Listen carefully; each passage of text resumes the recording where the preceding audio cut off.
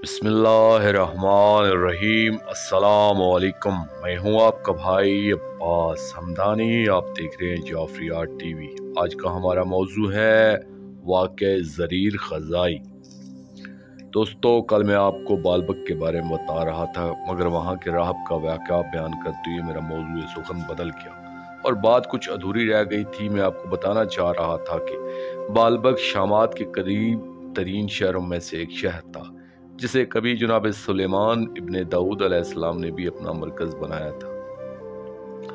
बाद अज़ां हुक्म परवरदिगार से यहाँ से तकरीबन 300 किलोमीटर मशरक़ की जानिब मुक़द्दस से हैकल तामीर करवाया गया, जो पहले हैकल सुलेमानी के नाम से मशहूर हुआ और आज हम इसे बैतुल मुक़द्दस के नाम से जानते हैं, जो कि हमारा किबला अव्वल भी है। ज़माना कदीम में बालबक का हाकम हैकल सुलेमानी का मुहाफ़िज़ व निगरान भी होता था। बाद में जब बैतुल मुक़द्दस का मरकज़ियत हासिल हुई तो बालबक इसका एक सूबा करार पाया। ज़हूर इस्लाम के बाद अस्कलान को मरकज़ बनाया गया तो ये बालबक इसका मतायती सूबा करार पाया, मगर ये सूरत हाल हमेशा बहाल नहीं रही, बल्कि इम्दाद ज़माना की वजह से बदलती रही। इस शहर का नाम बालबक के बारे में ये बात मशहूर है कि ये लफ्ज़ दो अल्फाज का मुरक्कब है, यानी बाल और बक को मिलाकर इस शहर का नाम रखा गया था। कदीम अरबी और अबरानी में बाल का लफ्ज़ 5 चीज़ों के लिए इस्तेमाल होता था। वो खजूर जो सिर्फ और सिर्फ बारिश के पानी से परवान चढ़ी और किसी शख्स ने इसे पानी न दिया हो, यानी बारानी खजूर को बाल कहा जाता है। हर चीज़ के ज़ौज यानी जोड़े को बाल कहा जाता है, मसलन इंसानी जोड़ा यानी मियाँ बीवी, या जानवरों का जोड़ा या परिंदों का जोड़ा वगैरह। नंबर 3, वो आसमान जो ज़मीन के सबसे ज़्यादा करीब है, जिसे समाउल अर्ज़ या समाउल दुनिया कहा जाता है। अरबी में इसे बाल अल अर्ज़ भी कहते हैं। नंबर 4, वो सजी हुई या मुज़य्यन मस्तूर के जिसके कान में दुर हो, गले में माला हो और सर पर ताज मौजूद हो, इसे भी बाल कहा जाता था।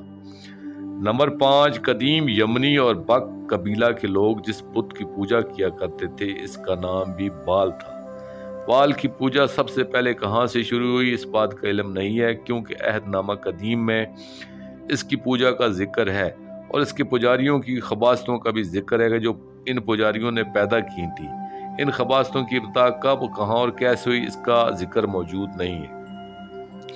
अपने आखिरी ज़माने में ये बुत यमन में पूजा जाता था। इस बुत की शक्ल औरत की थी, जिसके कानों में दुर थे, गले में 12 मोतियों की माला थी और सर पर एक ताज रखा होता था। सारी मखलूक इसकी पूजा करती थी।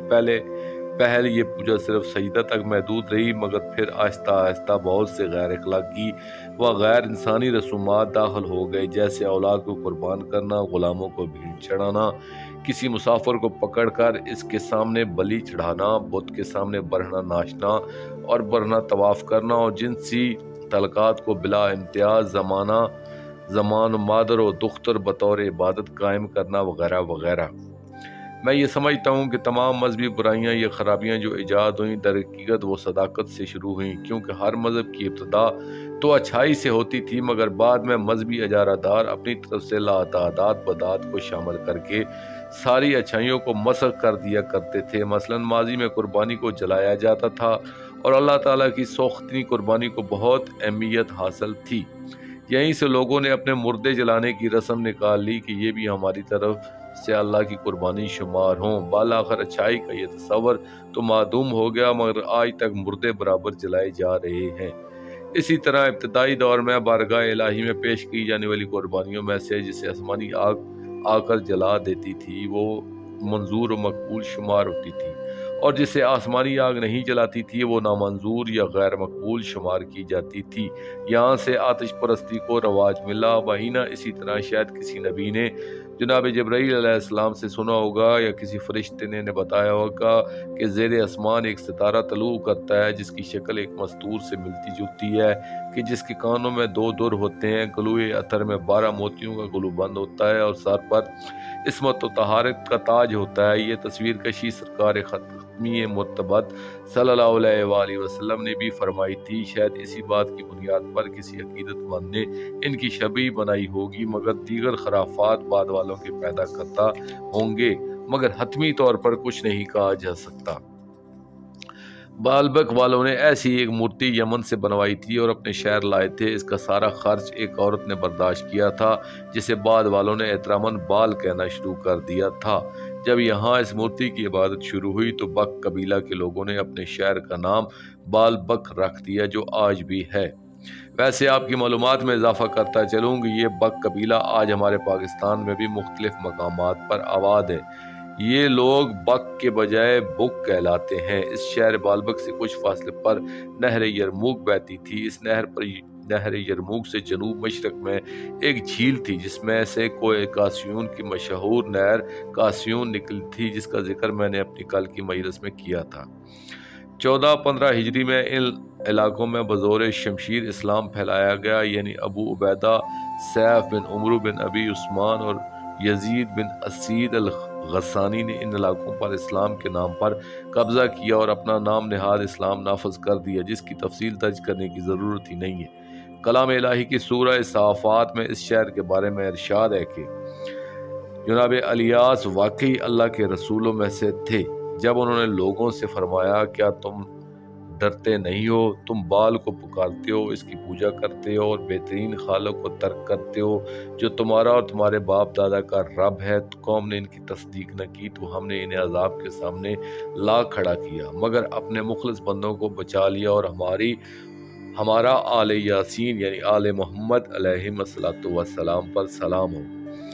بعض مفسرین نے لکھا ہے کہ یہ آیت بالبک کے رہنے والے قبیلے بک کے بارے میں ہے اور آل محمد علیہ السلام پر سلام کرنے کی وجہ ان کی یہاں تشریف آوری ہے۔ گویا یہ ایک اشارہ تھا کہ پاک پردہ داران وحدت صلوات اللہ علیہن کی یہاں مستقبل میں تشریف آوری کے بارے میں آمدم برسر موضوع۔ کل میں نے یہ بیان کیا تھا کہ تقریباً 100 پیر کے قریب قافلہ تسلیم و رضا بالبک کے شہر میں داخل ہوا اور غروب آفتاب سے کچھ بعد تک اس سے مختلف گلیوں، محلوں اور بازاروں میں سے گزارا گیا اور پھر شہر کے مرکزی قلعہ کے سامنے لایا گیا تھا۔ اسی طرح یہاں ایک واقعہ بھی پیش آیا جو میں آج بیان کرنا چاہتا ہوں، لیکن یہ واقعہ بیان کرنے سے پہلے میں یہ مناسب سمجھتا ہوں کہ بالبک سے دمشق کے درمیان جو قصبات اس دور میں موجود تھے، ان کے نام، ان کی ترتیب، ان کے درمیان فاصلے بیان کرتا چلوں تاکہ آپ آئندہ کے واقعات بخوبی سمجھ سکیں۔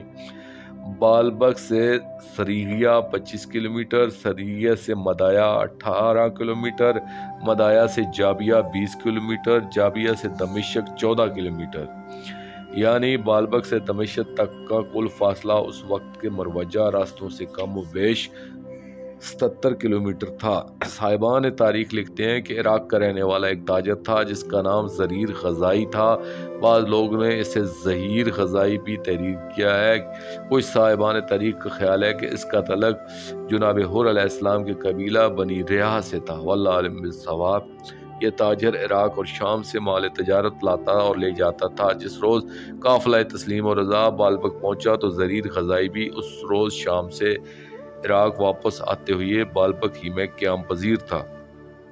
جس وقت پاک پردہ داران توحید صلوات اللہ علیہن کو بازار میں لایا گیا تو اس وقت یہ تاجر شہر کی ایک سرائے میں سو رہا تھا۔ ہجوم کے شور سے اس کی آنکھ کھلی تو یہ پریشان ہو کر فوراً باہر آیا کہ دیکھوں تو صحیح بار یہ کیسا شور ہے۔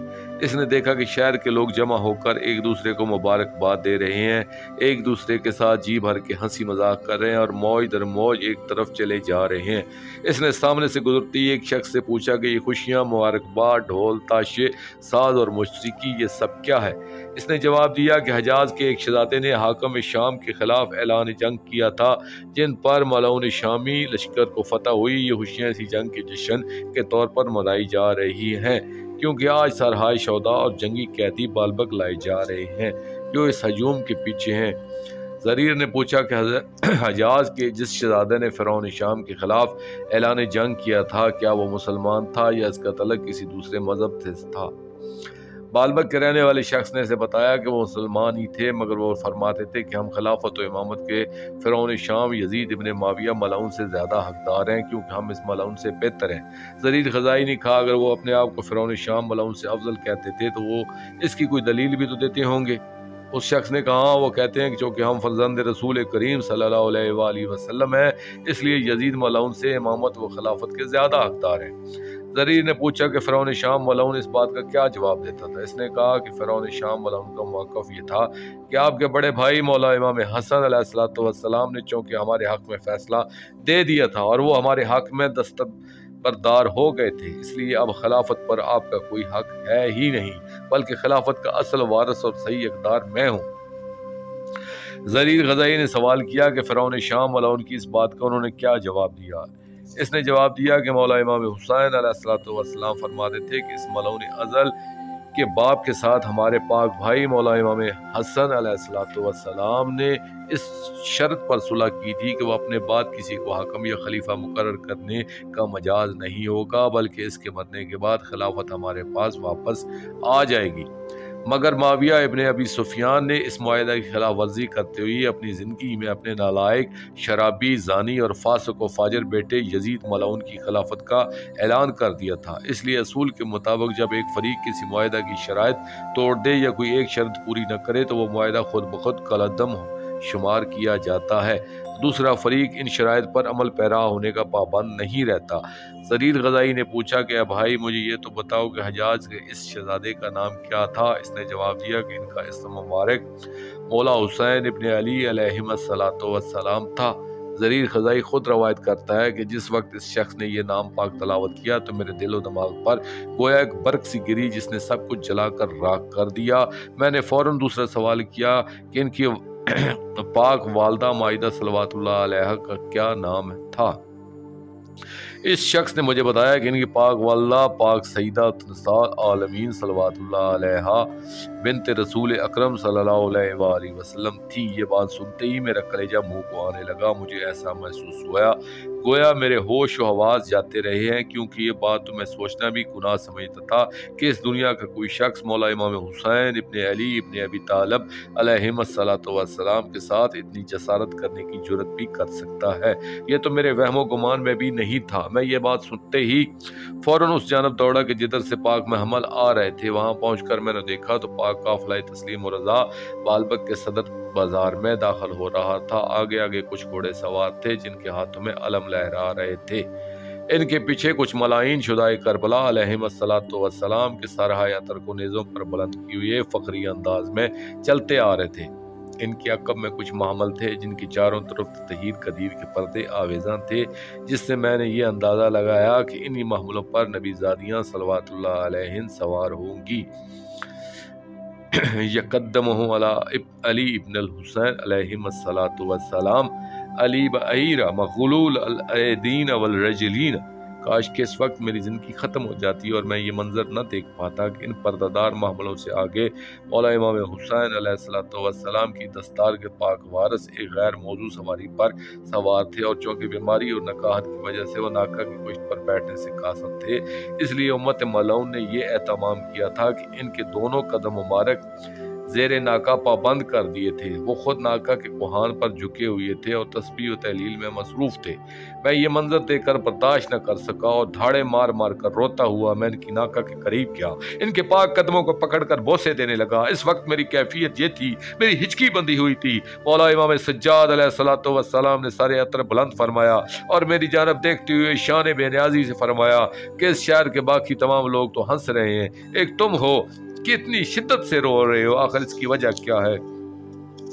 میں نے قدم چوم کر عرض کیا کہ آقا میں اکیلا تو نہیں رو رہا ہوں، آپ خود بھی تو گریہ فرما رہے ہیں، آپ کے پردہ صلوات اللہ علیہ بھی تو رو رہے ہیں۔ آپ نے فرمایا کہ ہمارے تو مقدر میں ہی رونا لکھ دیا گیا ہے اور اب شاید زندگی بھر ہم روتے ہی رہیں گے، مگر تم کیوں رو رہے ہو؟ میں نے روتے ہوئے عرض کیا کہ آقا جس کے امام زمانہ علیہ السلام کو ظلم و جور سے شہید کر دیا جائے اور ان کے پاک پردہ صلوات اللہ علیہ کو اسیر کر کے شہروں میں پھرایا جائے، اس سے یہ پوچھنا مناسب تو نہیں ہوتا کہ تم کیوں رو رہے ہو؟ آپ یہ پوچھیں کہ میں زندہ کیوں ہوں اور کیسی ہوں؟ اس زندگی تو موت ہزار درجہ بہتر ہے، کاش کہ میں آپ کو اس حالت میں دیکھنے سے پہلے مر جاتا۔ کیا رسول اکرم صلی اللہ علیہ وآلہ وسلم کی پاک بہو بیٹیاں صلوات اللہ علیہ اس جگہ تشریف لانے کے لائق تھی؟ کیا آپ اسی سلوک کے مستحق تھے کہ جو سلوک یہ ظالمین ازل آپ کے ساتھ کر رہے ہیں؟ مجھے یہ بتائیں کہ آپ کیسے اور کیوں کر اس حالت میں یہاں تشریف لائے ہیں؟ میں اس شہر میں تنہا ہوں اور مسافر ہوں، میں اس پوزیشن میں تو نہیں ہوں کہ ان ظالمین سے ٹکرا سکوں اور آپ کی نصرت کر سکوں۔ اب آپ ہی مجھے آگاہ فرمائیں کہ میں آپ کی کیا مدد کر سکتا ہوں۔ मौला इमाम ज़ैनुल आबिदीन अलैहिस्सलातु वस्सलाम ने मेरी तरफ शफ़क़त व मोहब्बत में निगाह की और रोते हुए फरमाया, हमें तुम में से अपनी मोहब्बत व उल्फत की खुशबू आ रही है और तूरे सीना के फ़ख्र तुम्हारे कल्ब मुनव्वर पर इश्क इलाही जलवा अफरोज़ नजर आ रहा है।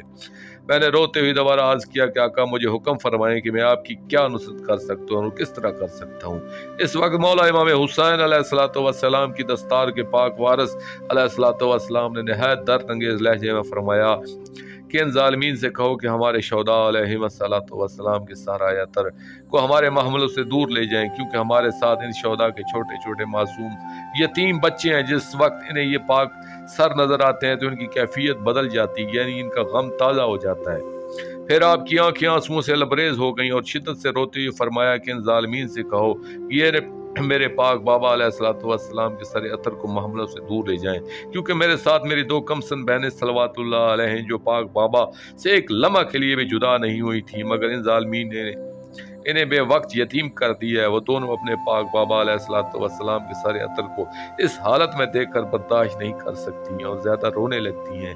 तब तमाम कुतुब मकातल में ये बात बार बार नजर आती है, कम और बेश हर जगह, हर कस्बा और हर शहर में। मौला इमाम ज़ैनुल आबिदीन अलैहिस्सलातु वस्सलाम ने या फिर पाक मलका आलमीन आलिया बीबी सलवातुल्लाह अलैहा ने हर किसी से यही फरमाया था कि ज़ालिमीन से कहो हमारे शौदा के सारे अतर को महमलों से दूर ले जाएं। साहिबान मकातल अपनी समझ के मुताबिक इसकी वजह ये बयान करते हैं कि इस फरमान का मकसद ये था कि लोग पाक पर्दादारान इस्मत सलवातुल्लाह अलैहा की जानब से ज़्यादा तवज्जो न हो, मगर मेरे ख्याल के मुताबिक इस अमर की ताकीद करने की असल वजह यह थी कि इस सारे सफ़र में मलाइन अज़ल का यह मामूल रहा था कि जिस वक्त किसी शहर में दाखिल होने लगते तो ये शोदाए करबला अलैहिस्सलातु वस्सलाम के सरों को संदूक से बरामद करके महाराज की मंजिल पर बुलंद कर लिया करते थे और नेज़ों पर उठाकर महमलों के साथ साथ शहर में ले आते थे। दूसरी तरफ सूरत हाल ये थी कि इस सितम रसीदा काफिला में शहंशाह करबला अलैहिस्सलातु वस्सलाम की दो कमसन पाक शहजादियाँ सलवातुल्लाह अलैहा मौजूद थीं, और जब भी इनकी निगाह अपने पाक बाबा अलैहिस्सलातु वस्सलाम के सर अतर पर पड़ती तो गम व अलम की वजह से इनकी हालत दगरगूं होने लगती। जब तक इन्हें सर अतर नजर आता रहता वो टिक टिकी बांधे इसी जानब देखती रहती थी और इनकी कैफियत ये होती थी कि इनके रुख हाय अनवर पर मौत की जर्दी सी छा जाती थी। आंसू रुकने का नाम नहीं लेते थे और वो दोनों बेसाख्ता तड़पने लगती थी। यही वजह थी कि मौला सज्जाद अलैहिस्सलातु वस्सलाम के साथ साथ पर्दादार सलवातुल्लाह अलैहिन भी इस बात की ताकीद फरमाते रहते थे कि अगर हो सके तो इन पाक सरों को महमलों से दूर ले जाओ। यही बात ज़रीर ग़ज़ाई से मौला सज्जाद अलैहिस्सलातु वस्सलाम ने फरमाई कि दुनिया का दस्तूर तो ये है कि वालिदैन की मौत पर कमसन और मासूम बच्चों को तो इनका आखिरी दीदार भी नहीं कराया जाता, क्योंकि ये डर होता कि शायद मासूम बच्चे ये सदमा बर्दाश्त न कर सके। मगर मेरी इन दोनों कमसन और मासूम बहनों सलवातुल्लाह अलैहा की अजीब किस्मत है कि उन्होंने अपनी निगाहों के सामने मजलूम बाबा अलैहिस्सलातु वस्सलाम पर हर किस्मी जुल्म होते देखे, इनके पाक सर पर शिमर मलाउन के खंजर के वार होते मुलाहिजा किए हैं, इनके लाश यात्र को लुटते हुए देख चुकी हैं और सबसे बढ़कर शाम गरीबा के वक्त मजालम की इंतहा देखी। यही वजह है कि अब जिस वक्त इनकी निगाह अपने पाक मजलूम बाबा अलैहिस्सलातु वस्सलाम के सर पर पड़ गया तो फिर इनकी निगाहें वहीं मुर्तकिज़ होकर रह जाती हैं, इनके रुख पर जर्दी छा जाती है। इनका दिल तो ये चाहता है कि अपने मजलूम बाबा अलैहिस्सलातु वस्सलाम को सीना से लगा कर प्यार करें, मगर मजबूरी ये है, ये तो आवाज़ बुलंद रो भी नहीं सकती, बयान भी नहीं कर सकती, क्योंकि हर तरफ ज़ालिमीन व मलाइन का नरखा और पैरा है। इसलिए हमें सबसे ज़्यादा फिक्र इन्हीं दो मासूम और कमसुन बहनों की है, कहीं दौरान सफ़र सदमात की शिद्दत से इनकी रूह न परवास कर जाए, क्योंकि हुक्म इलाही तो ये है कि इन दोनों को मैंने सरजमीन शाम में सुपर्द जन्नत करना है। ज़रीर ख़ज़ाई ये बात सुनते ही जल्दी से सरहाए शुदा के निगरान दस्तक इंचार्ज के पास गया और इसे जाकर मैंने समाजत करने लगा कि तुम ये तमाम सर महमलों से दूर ले जाओ।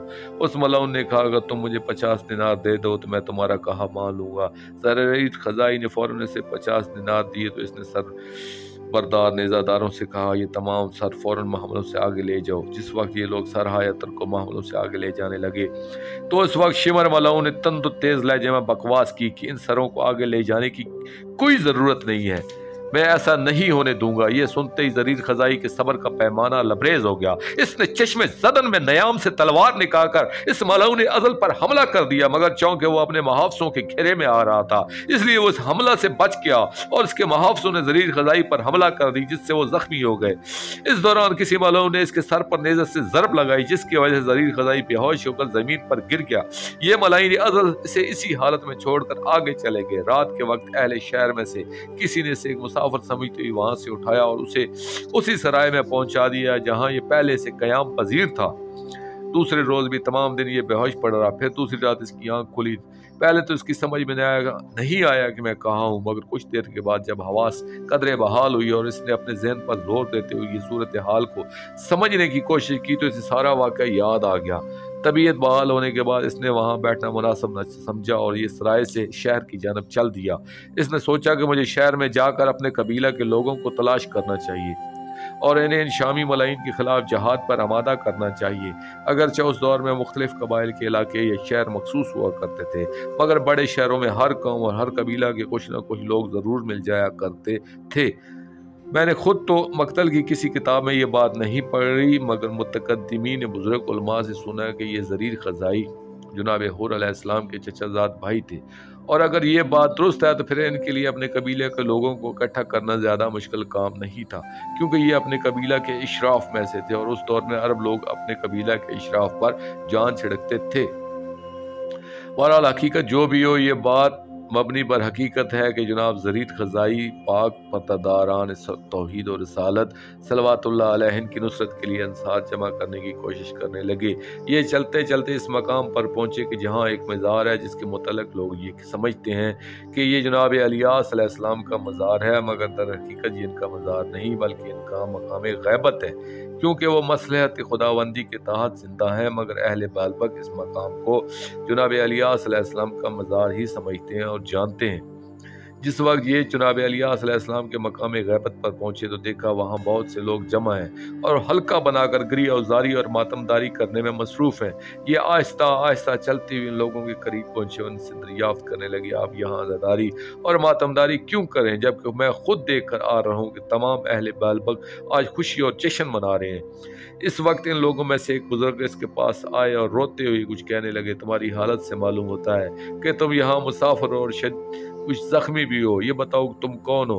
जनाब ज़रीर खज़ाई ने बताया कि वाकई मैं यहाँ मुसाफिर हूँ और इराक़ का रहने वाला हूँ और ज़ख्मी भी हूँ, मगर आप मुझे बताएं कि आप इस तरह जमा होकर गिरिया उजारी क्यों कर रहे हैं। ये वो बुजुर्ग कहने लगे, शायद तुम्हें ये बात मालूम ना हो कि ये मुसलमानों की खुशी का दिन नहीं है बल्कि ख्वारिज की खुशी का दिन है। हम सब शहंशाह मुअज़्ज़म सरकार अमीर अल-मोमिनीन अलैहिस्सलातु वस्सलाम के मवाली और चाहने वाले हैं। क्या वाकई तुम्हें कुछ मालूम नहीं कि हम सब पर आज कौन सी क़यामत आई है? इस ज़िंदगी से मौत ही बेहतर थी कि ये दिन देखने से पहले हम सब मर गए होते। क्या हम यही देखने के लिए ज़िंदा रह गए थे कि मलका कौन मकान सईदत निसाल आलमीन सलवातुल्लाह अलैह की बहू बेटियाँ सलवातुल्लाह अलैह असीर होकर हमारे शहर में तशरीफ़ लाई हैं। इन्हें हमारी मदद और नुसरत की ज़रूरत भी थी, मगर अफसोस साद अफसोस के वो सितम रसीदा पाक मस्तूरात सलवातुल्लाह अलैहिन मज़लूमीन की तरह हमारे शहर में से गुजर कर आगे चली गई और हम इनके लिए कुछ भी नहीं कर सके। काफ़ी देर तक पुरसदारी करने और गिरिया मातम करने के बाद बाहमी मुशावरत से ये तय पाया कि आज हम सब जनाब इलियास अलैहिस्सलाम को गवाह बनाकर और उनके मज़ार पर हाथ रख कर अहद करते हैं कि जहाँ तक हमसे मुमकिन हो सका हम मुखदरात इस्मत तौहीद सलवातुल्लाह अलैहि की नुसरत ज़रूर करेंगे।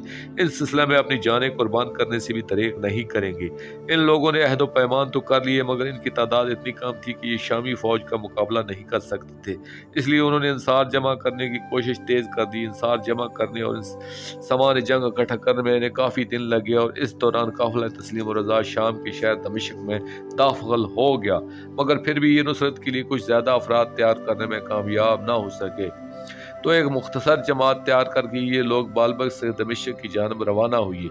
तारीख में यही लिखा है कि जो रोज़ काफ़िला तस्लीम और रज़ा दरबार यजीद मलाउन की आखिरी پیشی بھگت کر اپنے مستقل نور محل میں پہنچا۔ اسی روز انصار کی یہ جماعت دمشق پہنچی، مگر یہاں پہنچ کر ان کا یہ احساس شدت اختیار کر گیا کہ ہماری جماعت افرادی قوت کے لحاظ سے کچھ زیادہ ہی مختصر ہے، جبکہ شامی افواج کی تعداد بہت زیادہ ہے اور ہم ان سے ٹکر لینے کی پوزیشن میں ہرگز نہیں ہے، اور شامی فوج سے جنگ کرنا اپنے آپ کو ہلاکت میں ڈالنے کے علاوہ کچھ بھی نہیں ہے۔